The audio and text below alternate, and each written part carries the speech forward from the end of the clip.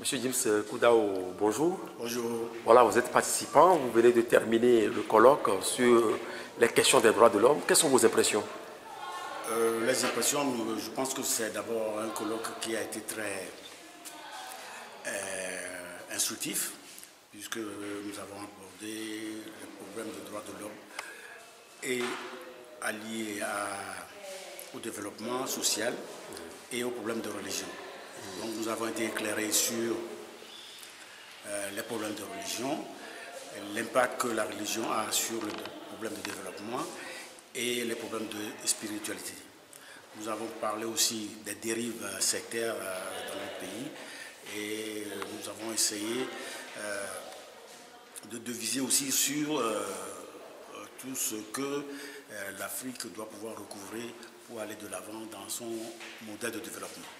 Voilà, ces éléments, vous venez de les développer, ça a été communiqué, vous avez attendu.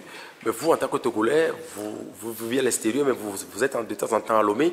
Quel constat faites-vous par rapport à ce qui est religion aujourd'hui ou à l'utilisation de l'église aujourd'hui à Lomé, au Togo en général? Moi, je pense que, d'une manière générale, on l'a dit dans la conférence ici ou dans le colloque ici, il y a quelques années, tout ce qu'on peut penser comme secte ou groupement sectaire venait des pays anglophones. Et on traversait la frontière ici pour aller célébrer des adorations au Ghana ou à Plaou ou ailleurs. Et maintenant, on voit que ça a élu son domicile à Lomé ici. Et c'est devenu légion. Dans chaque quartier, disons pratiquement, on n'a que des églises et de ces temples protestants qui font d'une manière générale beaucoup de nuisances et qui font d'une manière, si on peut dire, beaucoup de déviance. Et nous pensons qu'il y a beaucoup de choses à faire, à revoir cette manière d'implantation religieuse et pour le mieux-être de tout ça. Vous pensez qu'on doit revoir l'arsenal juridique ou les conditions d'installation de ces églises? Moi, je pense qu'il faudra revoir la condition d'installation, les agréments et tout ça, revoir exactement qu'est-ce que ces temples ou ces églises ont derrière la tête avant de demander une accréditation ou une autorisation d'installation et faire en sorte que le nettoyage soit fait pour qu'on ne soit pas soumis au diktat ou au doxa de tel ou tel gourou dans la vie sociale. Voilà. L'autre questionnement relevé, ça concerne aussi les médias qui accueillent ces pasteurs, ces évangélistes.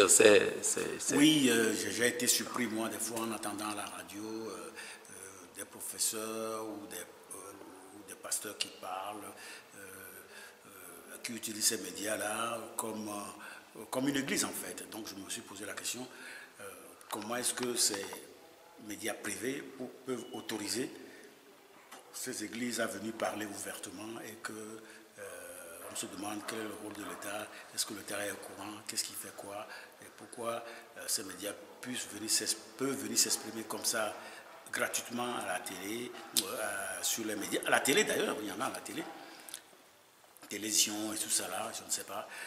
Il faut faire quelque chose parce que les médias sont l'endroit où le peuple va s'informer.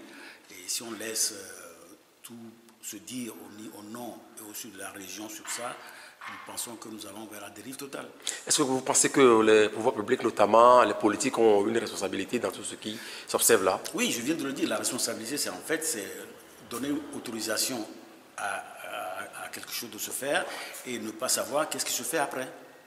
On vous dira que le Togo est un État laïque. Oui, l'État laïque est sûr.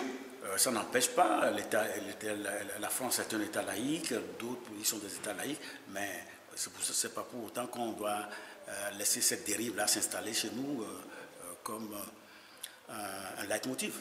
Est-ce que vous aussi, vous avez l'impression que l'Africain est perdu aujourd'hui?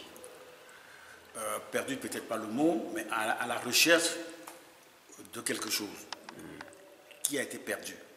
Donc, c'est peut-être pas l'Africain, mais à la recherche de ce qu'il a perdu, qui lui est déjà peut-être très cher, et que s'il ne reconquiert pas cette chose qui est perdue, le réveil va être très douloureux.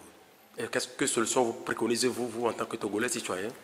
Togolais citoyen, moi je pense que l'État doit reprendre ses droits sur ses poches, que j'appelle maintenant poches de pauvreté, pour pouvoir reprendre son droit sur les principes régaliens et essayer de rétablir tout simplement l'ordre. Monsieur James Koudaou, merci beaucoup à vous. Je vous en prie. Bon retour chez vous. Merci.